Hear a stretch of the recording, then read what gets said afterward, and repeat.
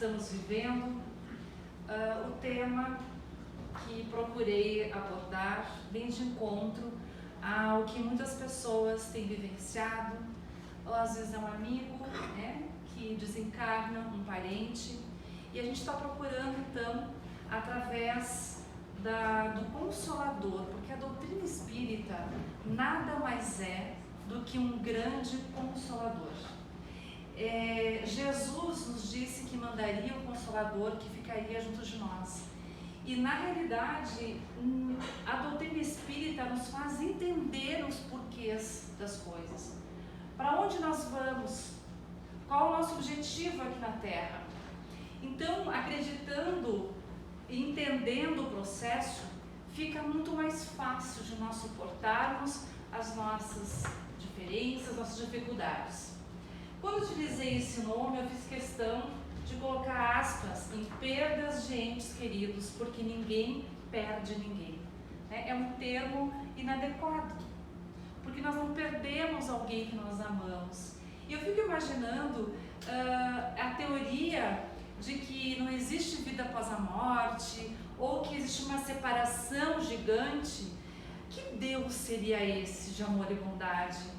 Que Deus seria esse que nós temos que ir a vida inteira aprender a amar, e principalmente amar os familiares, amar as pessoas próximas, para depois elas irem embora e a gente nunca mais se vê, e os sentimentos todos que foram trabalhados não terem sentido nenhum.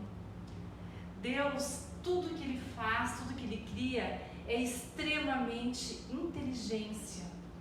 Tudo é organizado e não seria justo, não seria lógica nós amarmos as pessoas, aprendermos, né? Porque lidar dia a dia com as diferenças, aprender a amar as diferenças, e depois de um certo momento acabou.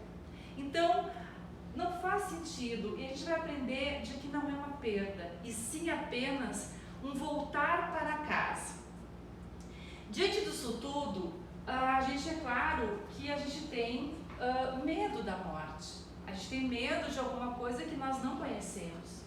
E nesse livro, O Problema do Ser Destino da Dor, de Leon Denis, é um livro bastante antigo, mas é interessante como ele consegue, de problemas, de temas difíceis, trazer poesia, trazer uma simplicidade que faz com que a gente tenha fé, com que a gente se renove, a gente tenha esperança.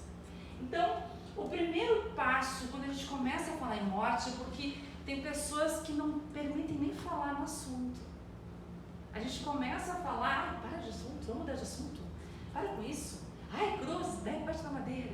E a gente não quer falar sobre isso, mas a gente sabe que todos nós um dia iremos fazer a passagem. Isso é certo, é a única certeza que a gente tem nesta vida, né? O que mais vai acontecer, como vai ser a nossa vida, a gente pode modificar, mas é extremamente correto que um dia, né, nós também faremos essa passagem. Então, o primeiro passo que a gente tem que começar quando a gente fala em morte é tirar o sentido, né, desse aspecto terrível, fúnebre. E é muito interessante porque isso vem muito com a cultura ocidental. Os orientais, os hindus, eles fazem ao contrário. Quando a pessoa nasce, eles ficam tristes porque eles sabem de todas as tarefas, todos os problemas que ela vai ter que, né, na vida vai ter que enfrentar. E eles fazem festa e vibram quando a pessoa desencarna, quando ela está voltando para o mundo espiritual.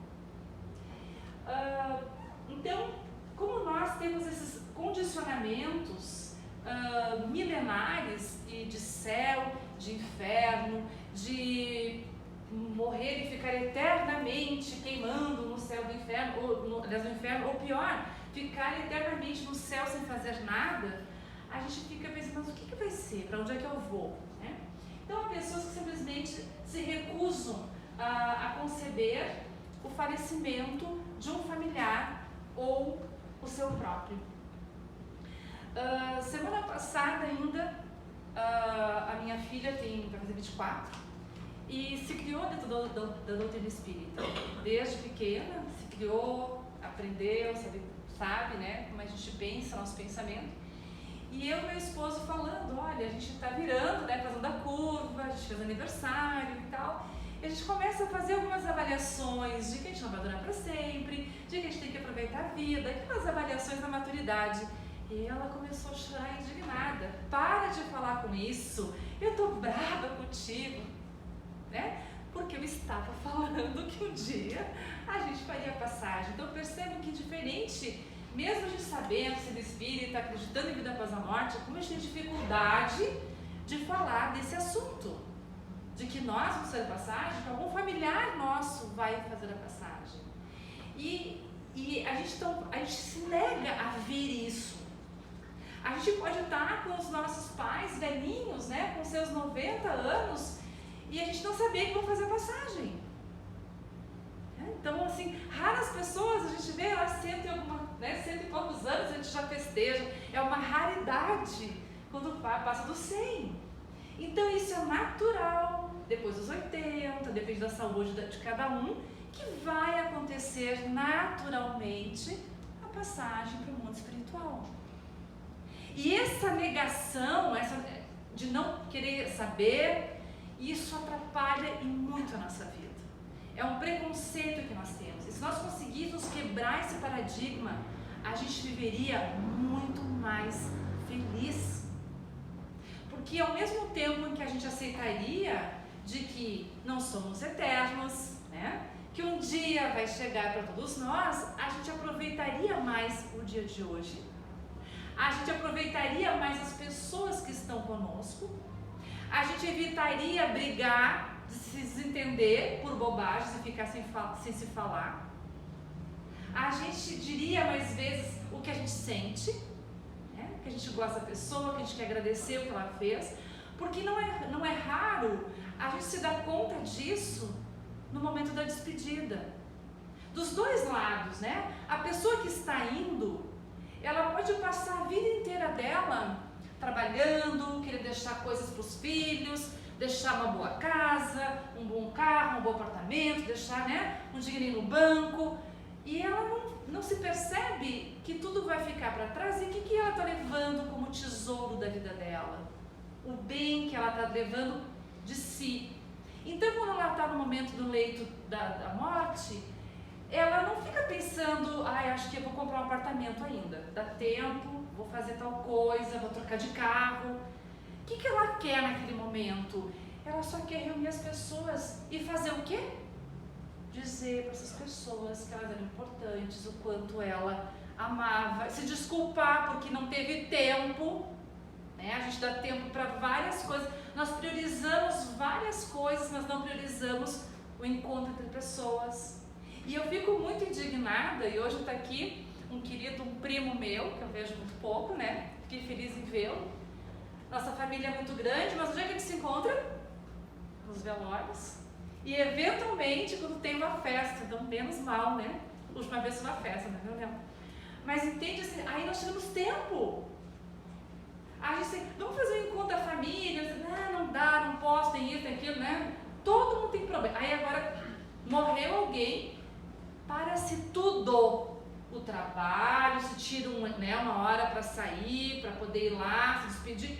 Por que nesse horário, nesse momento, a gente dá prioridade? Porque não damos prioridade em dar flores para as pessoas no aniversário dela. Porque não damos prioridade de fazer uma visita quando ela está bem. Então, a gente faz uma inversão de valores. E aí, quando a gente chega no final, a gente diz assim, eu tinha tanto para dizer ainda. Por que não falou antes? Por que nós deixamos, né, para aquele último momento? Porque é pior, quando a pessoa vai, às vezes ela vai, a gente nunca sabe o nosso momento, pode ser um acidente, né, caminhando na calçada, enfim, tantas coisas que acontecem, e aí a gente assim, eu tinha tanto para dizer para fulano. Nós passamos a vida inteira achando que vai ter um momento certo. Vai ter um momento certo para a gente se desculpar, vai ter um momento certo para a gente pedir desculpa ou para a gente perdoar outra pessoa que nos magoou. A gente tem um momento certo para dizer obrigado, né, pelo que a pessoa fez por nós.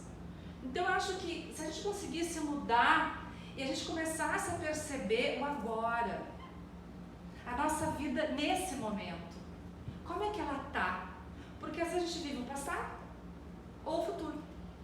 Ou a gente se preocupa com o que a gente fez, com culpas, com remorsos, com questionamentos, porque minha vida foi difícil, porque a minha vida poderia ser diferente, ou como é que vai ser, como é que não vai ser. E a gente não vive o agora. E talvez esse amanhã não chegue. Então, aproveitar o agora, o momento, talvez esse processo de dor, e quando a gente tem talvez um diagnóstico difícil, a mudança que dá na nossa cabeça. Porque a gente se dá conta de que a gente não é eterno. E às vezes a gente vive muito mais em alguns anos do que a nossa vida inteira. Então, não podemos transferir esse assunto para um futuro remoto, né? Por isso se desajustam tantos quando chega o tempo da separação. Por a gente não pensar nisso, por a gente não falar a respeito, por isso que nós nos desajustamos ao sofrimento, ao desespero, né? Em função de que a gente nunca fala sobre esse tema. O medo, é claro, é um sentimento natural e ele existe por uma lei da conservação, a lei no livro dos Espíritos, que é a lei da conservação. Então é óbvio que nós temos que ser prudentes, né, frente a perigos que possam nos prejudicar a nossa vida. A gente não vai atravessar uma rua movimentada, a gente tem esse instinto de preservação. Ao mesmo tempo, muitas vezes, o de conservação, que é alimentar-se melhor, que é, né, fazer exercício físico, que é ter bons sentimentos, que é todo esse outro aspecto, nós também precisamos ter dentro de nós, para que haja, então, para que a gente consiga cumprir a nossa jornada que nós viemos aqui, seja para 80 anos, 100 anos, 30 anos, enfim, com o nosso corpo, a nossa carcaça, a nossa vestimenta, para que ela consiga, a gente consiga chegar lá nesse processo. Então, muitas vezes, nós prejudicamos porque nós não damos valor a esse nosso corpo físico. Como é que funciona a nossa vida? A gente vem para cá e a gente meio que faz um projeto. Olha, minha vida vai ser mais ou menos assim. E nós temos a liberdade de mudá-lo, porque nós somos livres. Mas nesse projeto, que está mais ou menos traçado, eu tenho a minha energia, né? Eu vou ganhar o meu gás lá, que vai me abastecer até os 78 anos. Mas para que isso aconteça, eu preciso manter-me conservado, ou seja, eu não posso me entregar às drogas, ao alcoolismo, né, a tantos vícios, a má alimentação, que geram doenças, que geram então uma separação antecipada do que havia sido programado. Manuel Filomeno de Miranda, ele, através de Valdo, ele nos fala o que gera esse medo descontrolado. Então, porque a gente não pode ter controle da morte, né? As pessoas controladoras, e isso é raro ou é comum? A gente quer ter o controle da vida, né? A gente é um pouco, pelo menos ansiosos, né? De querer saber, né? Ter o controle. E como a gente não pode ter controle, a gente tem receio disso tudo, né? Então, a única coisa que é fatal, e isso é maravilhoso na vida, é o instante da morte. Tudo, e até mesmo esse instante da morte, se nós tivermos um projeto, nós só sabemos que vai acontecer um dia. Se temos uma programação, aos 80 anos, mas eu estou com um projeto maravilhoso, estou trabalhando em alguma coisa, eu posso ganhar um bônus, eu posso ganhar 1 ano, 2 anos, 3 anos, enfim, eu posso ganhar. A única coisa é que vai acontecer, certo? Ou eu posso ir antes, me descuidando, né? Não cuidando do meu corpo, né? todos os outros fatos da nossa vida nós podemos modificar de acordo com as nossas atitudes, mas a morte vai ser inevitável. Então, essa outra nos dá medo, essa outra falsa visão que temos de que existe um céu e um inferno.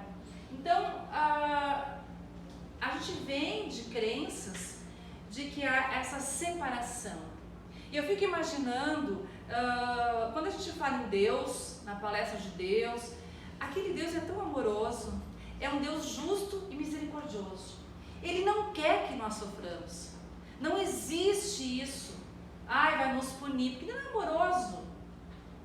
Ele não é é puro amor. É o amor mais, a gente nem sabe o que significa pela nossa pequenez, pelo nosso estágio evolutivo que nós nos encontramos. Então é um amor grandioso, justo, misericordioso.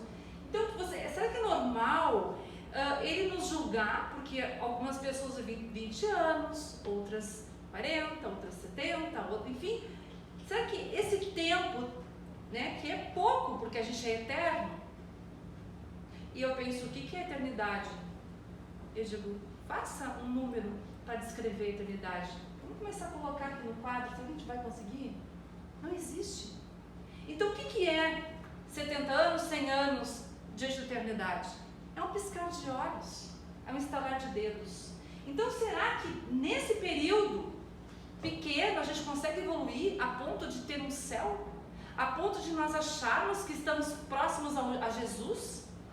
Na sua grandiosidade, sentimentos? Não faz muito sentido. E se eu errei, eu nunca mais vou ter perdão? Que Deus é esse de amor?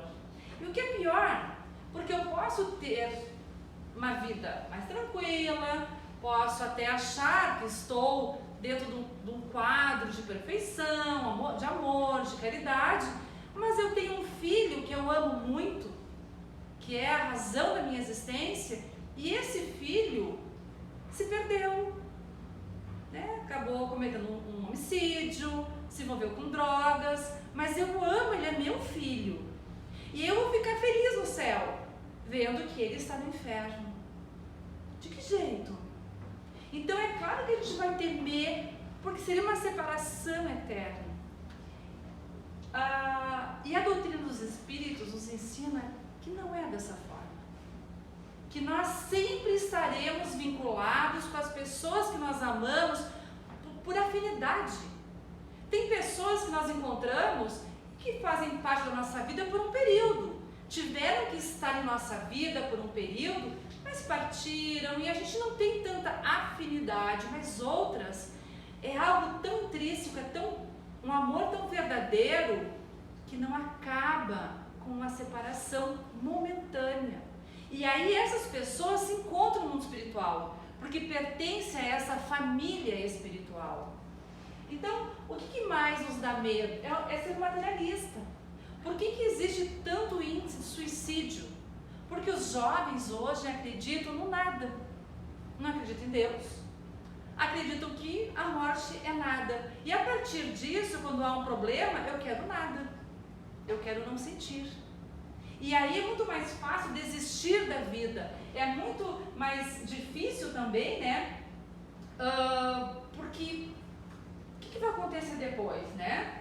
A gente não vai conseguir levar essas riquezas. Às vezes eu percebo que eu quero ser o meu título, os meus benefícios, os meus tesouros que permaneçam comigo após a minha morte. E isso, lá no Antigo Egito, os faraós enterrados com as suas fortunas, com os seus tesouros, inclusive enterrados com as suas serviçais. Os empregados iam junto para cuidar deles, enterrado vivo dentro daquelas tumbas, para cuidar deles, né, na vida que teriam posteriormente.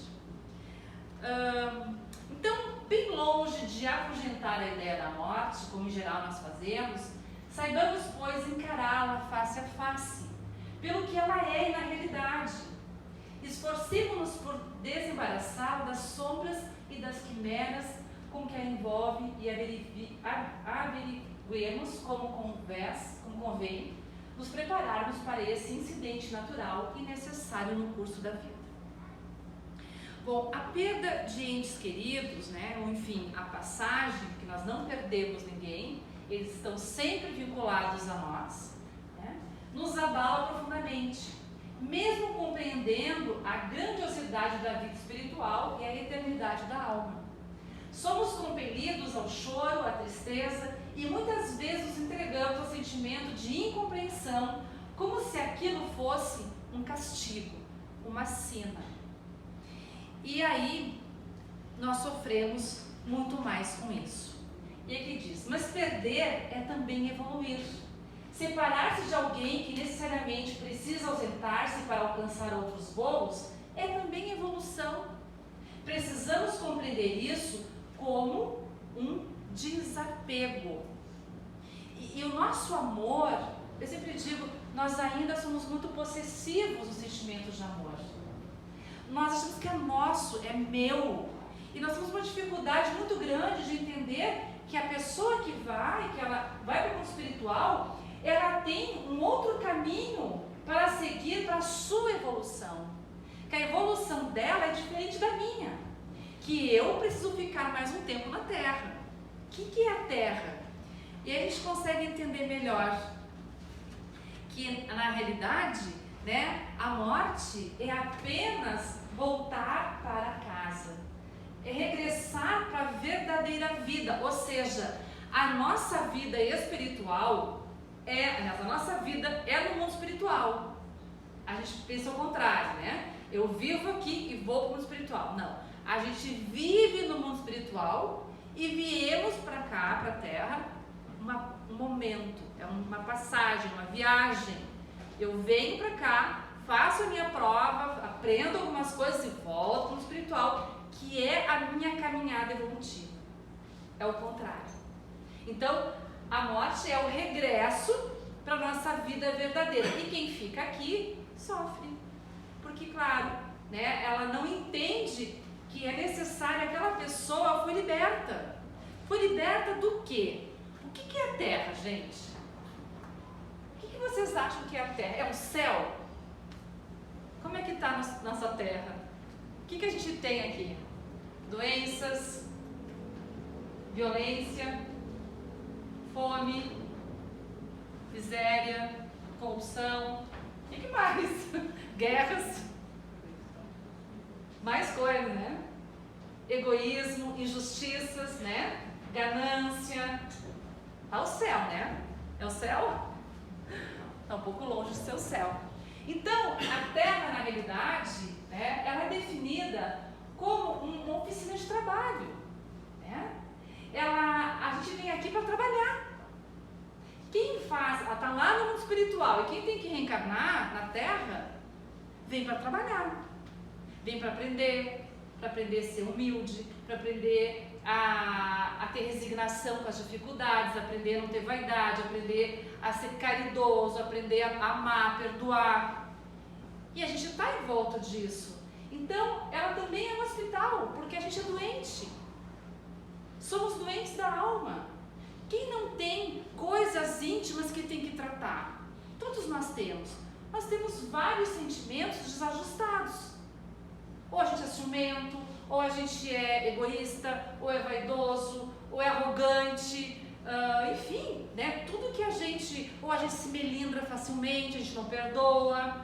A gente tem coisas que a gente tem que ajustar, todos nós. Então a gente está no hospital porque possuímos essas doenças da alma ainda, né? Então o que acontece? A gente vem para cá, a gente vem esse corpo. E não é fácil, dizem que nos livros que a gente lê do Espiritismo, que é muito mais difícil encarnar. A gente está livre, a gente vê, né, tudo como é que estava tranquilo, daqui a pouquinho a gente tem que voltar. E o mais interessante, a gente tem que voltar para as pessoas que a gente não soube amar direito, que é a nossa família. A gente tem que voltar para ficar perto de pessoas difíceis. Aquele parente difícil, aquela pessoa que a gente não engole. Essa é uma mãe, é um pai que não souberam cuidar das suas responsabilidades, nos abandonam, nos tratam mal. Algum irmão difícil.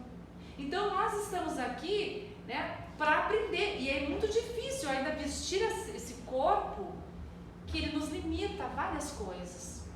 Então, nós estamos presos à Terra, como se fosse uma prisão. E eu gosto de usar, uma vez, de uma historinha que dizia, a morte, na realidade, é como se nós estivéssemos numa prisão e alguém, nossa família está ali, nossos queridos, daqui a pouquinho alguém bate lá na porta e diz, fulano, tu estás liberto, pode voltar para casa. E ele vai. E a gente fica triste, porque a gente está acostumado, né? Aquela turminha ali, porque a gente está preso ainda. E aí esses sentimentos, a gente pensa, não, é um pouco egoísta nosso. Talvez seja, mas não é um egoísmo ruim, mas é um egoísmo a ser trabalhado. Quando a gente começa a entender o processo de que essa pessoa tem a sua vida, tem a sua linha de evolução e que ela está voltando porque ela tem mais coisas a continuar a sua caminhada, a gente começa a vibrar por ela, porque isso é amor. É a gente vibrar pela pessoa, que ela esteja bem aonde ela estiver, e não só porque ela está grudada conosco. Né? Então, a gente está aqui aprendendo, né, para que a gente perceba de que aqui a gente não está na hora do recreio, né? A gente está fazendo prova. Todos os dias a gente percebe que são provas que a gente está vencendo, dificuldades que a gente está conseguindo vencer. Aí vencemos uma, vem outra, vencemos uma, vem outra. Né? E isso é a nossa escola. Então a nossa terra, ela não é a nossa casa, o nosso lar. O nosso lar é no mundo espiritual. Como é que acontece o desligamento? O desligamento tem uma diferença, né, entre morrer, né, e desencarnar.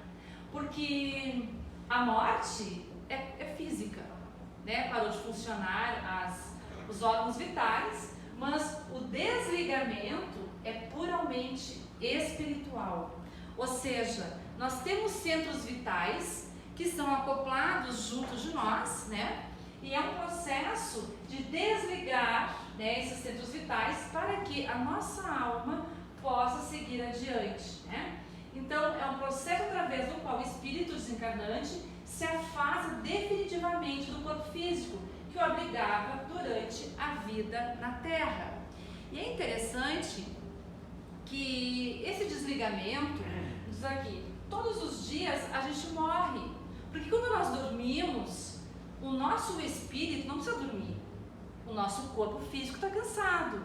A gente deita e nós ficamos, né, sonhando, ou a gente às vezes vai no nosso mundo mesmo, a gente vai trabalhar, a gente vai ver pessoas que a gente está com saudade, ou a gente está influenciado por uma atividade um pouco estressante, a gente fica perturbado, mas nós estamos ainda ligados com esse cordão fluídico, né, que ainda está ligado ao nosso corpo físico. Né? O desligamento dos cordões fluídicos que prendem o espírito ao corpo, nós nunca, para desligar isso, nós nunca estaremos sozinhos. Existe uma equipe espiritual que faz o desligamento, né? Contamos com a ajuda na transição, a par da presença de amigos e familiares que nos antecederam. Então, gente, assim, o que acontece? Nem sempre nós é o parente, tá?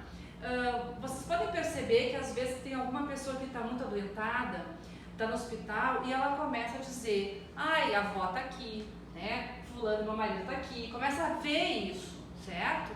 Então o que é? É uma preparação, já está se aproximando para fazer esse desligamento, mas nem sempre pode ser o parente que esteja ali. Por quê? Porque conforme o tempo de desencarne desse parente, se ele morreu há pouco tempo, enfim, ou a forma com que ele morreu, ele não tenha condições de estar auxiliando já. Mas a espiritualidade, através da bondade divina, plasma, né, uma imagem dele junto dos benfeitores para que haja confiança, para que a gente pense, não, eu conheço, eu vou ir. Então, mesmo que ele esteja hospitalizado, esse ente querido esteja no mundo espiritual em tratamento, é levado a imagem até aquele outro que está no leito, para que ele acredite nisso. E olha que bacana, gente, aqui a família está se despedindo, mas ele já está sendo recebido pela família espiritual. Nós temos uma família espiritual do outro lado. Ao passo que neste mundo choramos a partida dos nossos, como se ele fosse perder-se no nada, acima de nós, seres etéreos glorificam a sua chegada à luz. Da mesma forma que nós nos regozijamos com a chegada de um bebê, cuja alma vem de novo desabrochar para a vida terrestre. Os mortos são os vivos do céu. Olha que coisa linda, você lembra dele, né? Então, assim, quando a gente vibra com o bebezinho que está chegando, o mundo espiritual faz a mesma coisa. Opa, está chegando, né, um espírito, alguém que desencarnou, que é o bebê deles. Alguém está voltando para casa. Então, às vezes tem dificuldade no desligamento. Por quê? Porque a gente não quer que a pessoa vá, né? Então a gente diz o seguinte, que quando a gente fica muito ligado à pessoa e às vezes assim, não tem mais o que fazer, já tá, né? E a gente fica ali pedindo, orando, pedindo, implorando, pedindo, a gente cria uma teia de retenção porque os benfeitores não conseguem desligar. Que a gente está ali criando aquela teia, né, para não ir embora. Então eles fazem a melhora da morte. É aquela situação onde a pessoa que está doente faz a melhora, os médicos falam, muito bom, né, a pessoa melhorou, podem descansar. Vão para casa descansar, que deu a melhorada. E a gente não chega em casa e nos ligam dizendo, olha, acabou de desencarnar.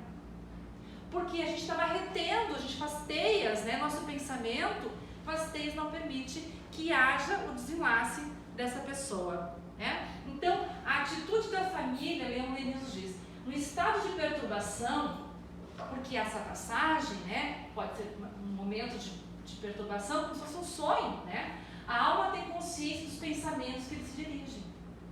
Eles sabem o que a gente está falando, o que eles estão pensando, o que a gente está pensando. Os pensamentos de amor e caridade, as vibrações dos corações afetuosos brilham para ela como raios na névoa que a envolve. Ajudam-no a soltar-se dos últimos laços que acorrentam a terra, a sair da sombra que está imersa. Então, é esse o aprendizado que a doutrina tenta trazer, que toda vez que nós perdemos, né, toda vez que o ente, né, volta para o mundo espiritual, que a gente, por mais difícil que seja, que os nossos pensamentos sejam de amor por essa pessoa. Porque eles percebem os nossos pensamentos e isso ajuda eles na passagem das últimas, né, dos últimos laços que os prendem aqui. E a perturbação eles sentem também. Então imaginem o pesar de que quando a gente está no desespero, eles também percebem esse desespero. Só que eles não podem retornar. E aí essa sensação de impotência deve ser muito ruim. Né? Às vezes é uma mãe que fica preocupada com o filho em desespero. Então, né, por mais difícil, é claro que a gente vai sentir, que a gente vai chorar. Existe um momento da dor, mas depois que passa isso, tem que começar a ter um pensamento lógico, um pensamento de fé, um pensamento de resignação. Né? Como as dores inconsoláveis dos que ficam na terra afetam os espíritos que partiram? Como é que essas dores que a gente sente afetam quem está lá no mundo espiritual? Ele diz, o espírito é sensível a lembranças e às lamentações daqueles que amou, mas uma dor incessante e desarrazoada o afeta penosamente, porque ele vê nesse excesso de dor, de inconformação, falta de fé. Uma falta de fé no futuro e de confiança em Deus. E por conseguinte, um obstáculo ao progresso, o que talvez ao próprio reencontro com o que o deixou. Porque quando a gente começa a se desesperar, tem pessoas que sentem raiva de Deus, que não acreditam mais em Deus, né, ficam com raiva. E essa falta de fé vai fazer com que essa pessoa regrida, atrasando o reencontro no mundo espiritual. Os tipos de morte, né, as mortes súbitas e traumáticas, acompanham geralmente num estado de perturbação maior. A gente tem essa ideia falsa, mais uma vez, a ideia falsa de que aqui, né, a nossa vida e que a gente vai para o céu. Não, nossa vida no mundo espiritual e a gente está na terra, né? E a mesma coisa, nossa, morreu também, morreu dormindo, morreu, infartou e foi rápido, né? Aí isso aqui é morte boa, a gente pensa. E a doutrina nos fala que não, que é o contrário. Por quê? Porque às vezes a gente está dirigindo, uma coisa, né, eu estou indo lá para o trabalho, tá, e acontece um acidente, eu continuo indo, porque eu demoro para assimilar que eu desencarnei. Os meus centros vitais, eles têm que ser desligados, né, automaticamente. Às vezes é uma perturbação muito grande. O que acontece com o processo da pessoa? Que ela às vezes fica meses né, de cama ou doente, e ela vai desencarnando aos poucos. Ela vai se preparando para esse momento. E a gente pensa, nossa, está sofrendo, coitada, uma pessoa tão boa, está sofrendo, já está, né, 2 meses, 1 mês de cama. É um processo que vai auxiliá-lo no desligamento. E a recepção será muito mais fácil, porque ele vai aos poucos, ele vai conseguindo fazer essa passagem tranquila. Porque o que é pior é que nas desencarnações violentas, se a pessoa tem responsabilidade, ela sofrerá as consequências. É aquela pessoa que pega um carro, anda 200 por hora bêbada, ela tem uma responsabilidade daquilo que ela está fazendo, certo? Então, acidentes que o desencarnante não tem culpa, simplesmente, né, estou caminhando na calçada e um carro atropela, esse tipo de morte, que não tem o que fazer, ela já estava programada. E aí já é muito mais fácil, porque estava programado no seu quando ele encarnou aqui. E ele diz o seguinte: muitas vezes os seres que chorais e que desprocuraram o cemitério não estão lá, estão ao vosso lado. Então não peçais, diz o Leon Denis, não peçais as pedras do sepulcro o segredo da vida. Os ossos e as cinzas que lá jazem nada são. Ficai sabendo, as almas que os animaram deixaram esses lugares. Eles não estão lá. Revivem em formas mais sutis, mais apuradas. Do seio do invisível, aonde eles chegam as vossas orações e as comovem, eles vos seguem com a vista, vos respondem e vos sorriem. Ou seja, o que eles precisam? Como é que a gente vai fazer esse contato com essas pessoas que a gente ama? Só tem uma forma: a oração. A oração sincera, a oração não é decorada, não é aqueles vou rezar 10 Pai Nosso, 30 Ave Maria, não esse tipo de oração. Mas a oração que vem do coração, que é de alma, que é uma saudade gostosa, um desejo de que esteja bem, pedindo a Jesus que o ampare, que sente saudade, mas que vibra para que ele esteja bem, que a pessoa vai ficar bem aqui, que vão conseguir se reencontrar em breve. Então, esse tipo de oração, de sentimento, é o remédio que chega no mundo espiritual. Não existe outro. Muitas vezes, nas sessões mediúnicas que a gente trabalha, o que acontece? A pessoa, ela está, tipo assim, ainda perturbada, pode estar até no umbral, não sabemos, mas ela não consegue, ela está tão perturbada, ela não consegue ouvir os mentores chamando, porque ela está tão, né, na sua dor, no seu trauma. Então é utilizado médiums, pessoas, né, médiums, enfim, que podem, através da energia mais densa, conseguir despertar para que ela acorde, para que ela ouça, porque essa é a oração, as vibrações é o que eles podem receber de nós. Eu vou ter que correr. O velório, quase sempre, eles estão presentes, né? Porque demora para que haja desligamento completo. Eles se desligam, mas eles ficam ainda por um tempo junto de nós. Então, eu acho assim que nós espíritas deveríamos de ter uma condução diferente. Infelizmente, como eu falei, né? A família toda se reúne, os primos tu não via 30 anos, tu enxerga lá, né? E é uma festa, porque é uma tia distante, daí tu não tinha muito contato, e aí tu vai contar piada, vai rir, porque, né, é um encontro. E na realidade, só quem está realmente sofrendo é os que estão ali perto, né, os mais íntimos. Então, o ideal seria colocar uma música tranquila, de tantos em tantos minutos fazer uma prece, ler uma passagem do Evangelho. Por quê, gente? Nós precisamos harmonizar o ambiente, para que ele possa né, ir embora, para que ele perceba através da oração, dos sentimentos bons, de que ele deve ir adiante. E a saudade? O que fazer com a saudade? Aí André Luiz nos diz que a saudade somente constrói quando associada ao labor do bem. Então, o que eu estou fazendo? Eu não posso, se eu sinto saudade, eu estou me destruindo. Eu estou aniquilando a minha vida, dos meus familiares, eu não estou fazendo alguma coisa do bem. O que eu posso, talvez, em memória a essa pessoa, e a gente diz assim, tá, mas como é que ela gostaria que tu ficasse agora? Ela gostaria que tu ficasse trancada no quarto?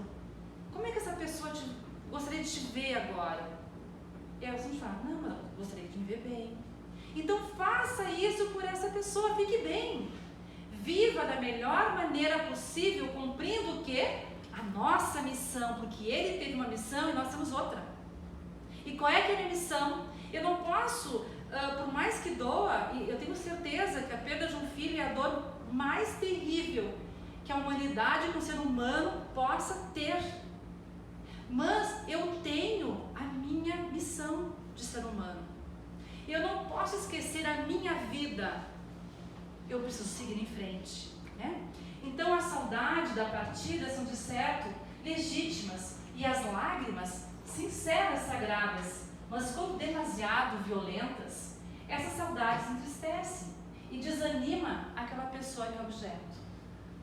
E muitas vezes testemunha dessas tristezas. Ela está testemunhando, ela está vendo essa tristeza. Em vez de lhe facilitarem o encaminhamento para o espaço, retém nos lugares onde sofreu e onde ainda estão sofrendo aqueles que lhes são caros. Então, quando existe um exagero, passado o tempo e a pessoa não consegue, ela acaba retendo e todo sentimento a pessoa que foi fica sentindo. Então diz assim Joana para nós: quanto àqueles que viste partir, de quem sofre saudades infinitas e impreenchíveis vazios no sentimento, entrega-os a Deus, confiando-os e confiando-te ao Pai, na certeza de que se souberes abrir a alma à esperança e à fé, conseguirás senti-los. A gente vai conseguir senti-los, a gente vai conseguir ouvi-los quando a gente faz uma prece de conexão de verdade com o Criador, dele exaurindo a confortadora energia que te fortalecerás até o instante da união. A gente vai se encontrar com eles, e essa união sem dor, sem sombra, sem separação, pelos caminhos do tempo sem fim, no amanhã ditoso. Como é que está sendo a nossa preparação? Que tipo de bem nós estamos guardando? Porque a gente tem que ter um passaporte para essa viagem. A nossa mala, o que nós estamos guardando dentro dela? Que tipo de bagagem que vai ser útil no mundo espiritual? É aquilo que nós sentimos, aquilo que nós somos, aquilo que nós fazemos. Essa é a nossa bagagem. Então pensamos nisso, onde está a nossa vida, o nosso objetivo e aonde nós estamos focando para essa viagem que irá acontecer. Por isso, se trabalharmos por ter sempre a consciência tranquila, né, não teremos medo da morte, nem de que nos espera, sabendo que tudo que nos acontece é consequência de nossos atos. Obtemos tranquilidade de que, agindo retamente, teremos bons resultados no futuro.